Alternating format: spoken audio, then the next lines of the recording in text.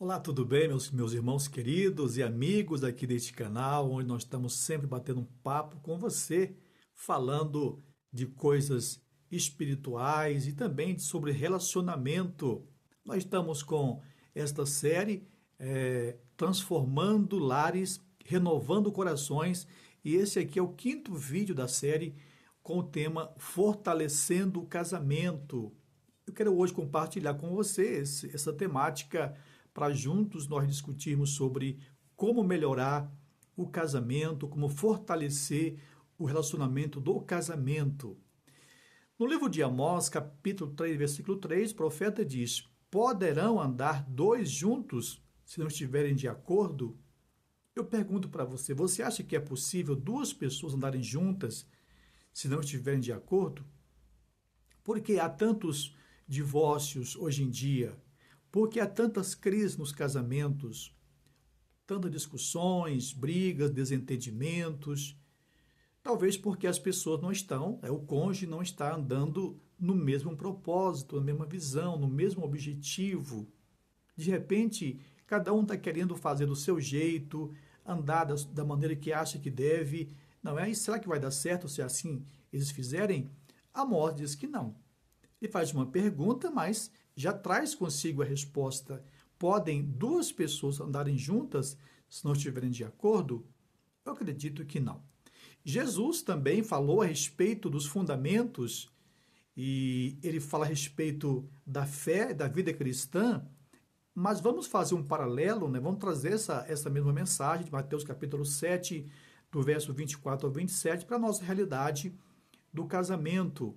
Aqui ele fala a respeito da casa construída na rocha e a casa construída na areia.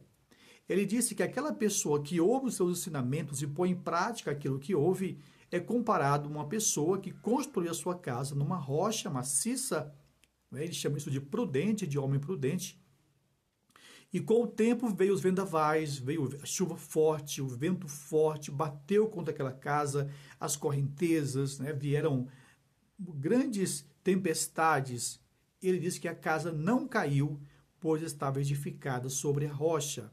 Também diz que aquele que ouve as suas palavras apenas, mas não põe em prática aquilo que ouve, Jesus disse: eu comparo esta pessoa a um homem insensato, imprudente, que construiu a sua casa sobre a areia, na areia, e veio a chuva, o vento, a tempestade, da mesma forma que veio para outra casa da rocha, só que esta casa caiu e foi grande a sua queda, disse Jesus, ou seja, houve muito prejuízo. Baseado nesse texto, vamos contextualizar para o casamento, dizendo que um casamento construído na rocha é aquele que, apesar das dificuldades, dos vendavais, das lutas, das adversidades que vêm geralmente sobre o relacionamento do casamento, vai permanecer de pé, vai permanecer firme, mesmo que haja algumas rachaduras. Mas aquele casamento que não está edificado de forma sólida, mas sim na areia, o seu fundamento não é sólido, ele com certeza, o texto diz aqui, que vai ser grande a sua queda quando vierem as adversidades. Por isso, muitos casais não suportam nas crises e se separam, porque não estão edificados com um bom fundamento no seu casamento. Vejamos então de forma prática aqui alguns exemplos de como identificar algumas rachaduras, né, entre aspas, aí no casamento, situações que demonstram que esse casamento não está indo muito bem. Se uma casa estiver com muita rachadura e não for reformada, né, não corrigir isso, não corrigir essas rachaduras, com certeza com o tempo poderá cair. Não é? Então, se um casamento, né, está em crise, com sinais de rachaduras no seu relacionamento, e não for trabalhado isso da maneira correta, com certeza com o tempo também vai cair, vai ruir esta relação. Então, para construir um casamento saudável, é necessário ficar atentos aos sinais de desgaste na relação. Os primeiros sinais são desgastes, né? Uma casa velha precisa de reforma, um casamento também precisa de reforma, né? uma vida a dois precisam de reforma para que as rachaduras não atrapalhem aí a estrutura deste casamento. Vejamos então aqui quais sinais, como identificar essas possíveis rachaduras no relacionamento do casamento e como corrigi-las, né? Primeiro, observe a comunicação do casal. Se a comunicação estiver deteriorada, estiver com problemas, então esse já é um dos sinais visíveis, né, de que alguma coisa não está indo bem nesse casamento. Imagine um casal, por exemplo, onde as conversas diárias desse casal giram em torno apenas de coisas práticas, como contas, tarefas, compromissos com os filhos e tal.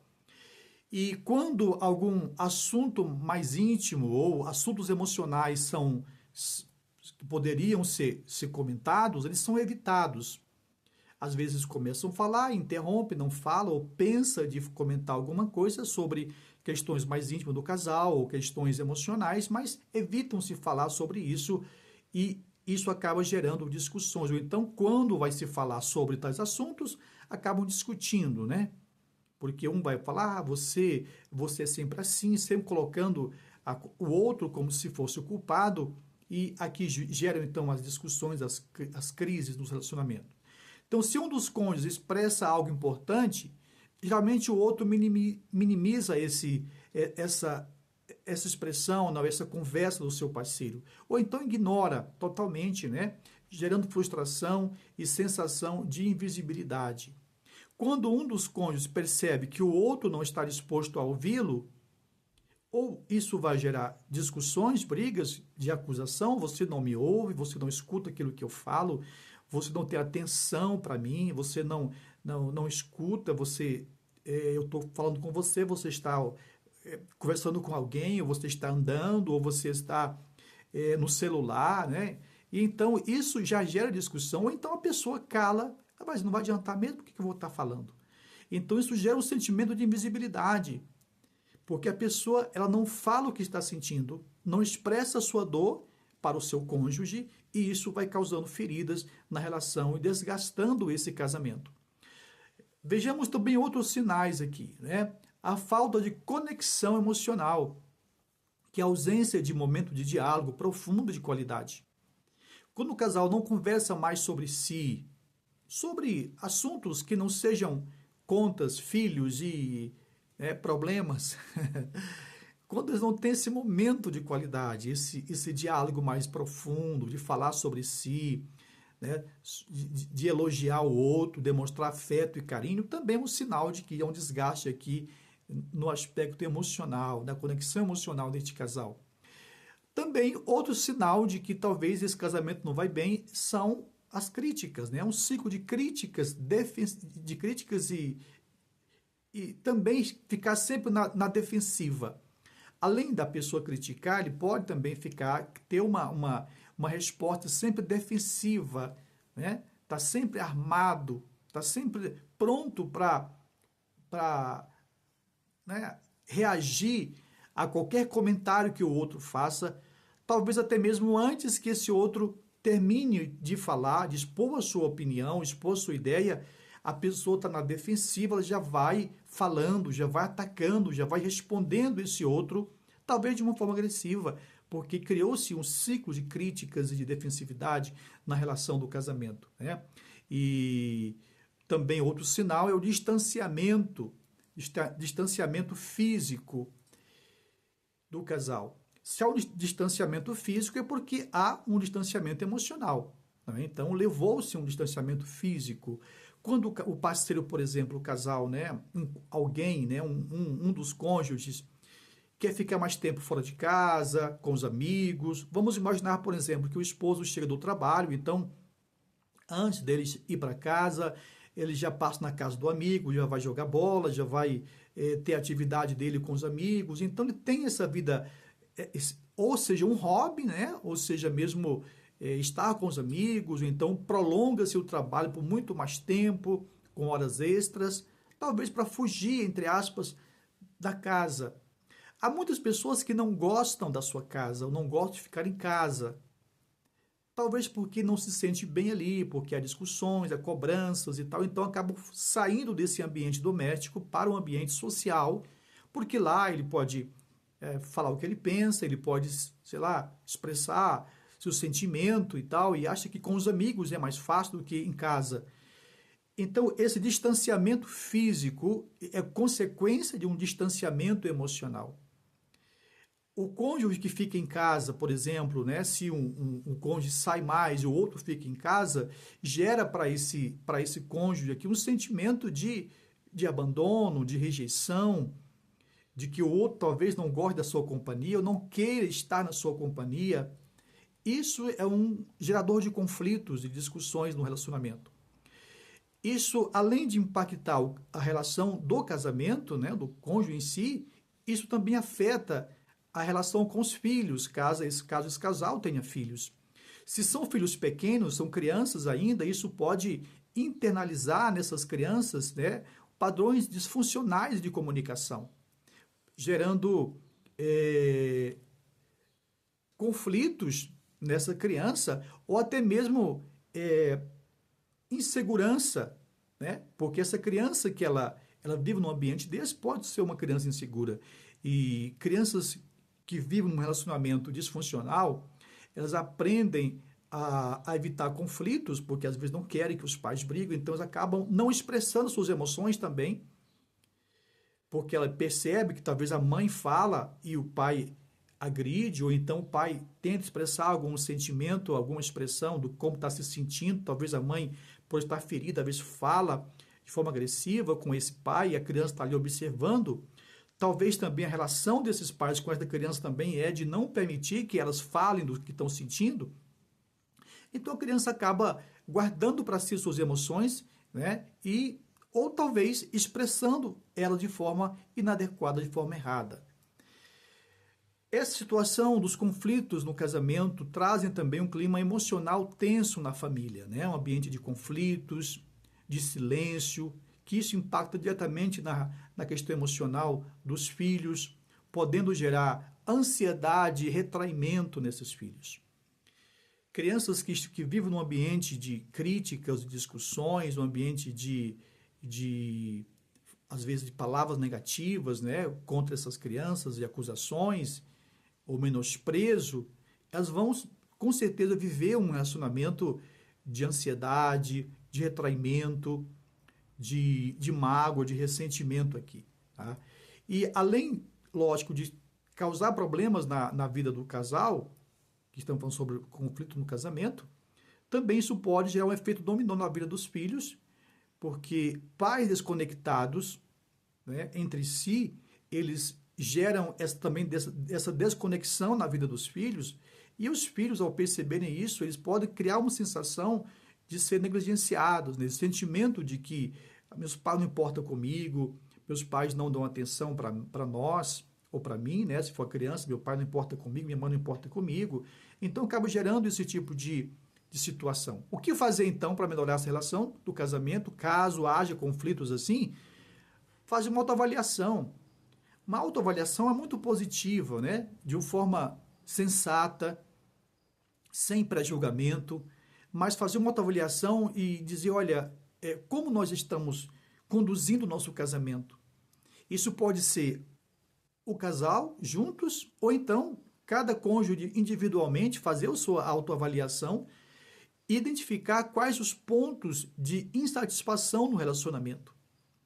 E por qual razão, né? Se você se identificou os pontos de insatisfação, o que tem levado a essa insatisfação? Que atitudes, que comportamentos têm levado a essa insatisfação no casamento? Tá? Então, procura ter uma comunicação objetiva, prática, uma comunicação assertiva, sábia.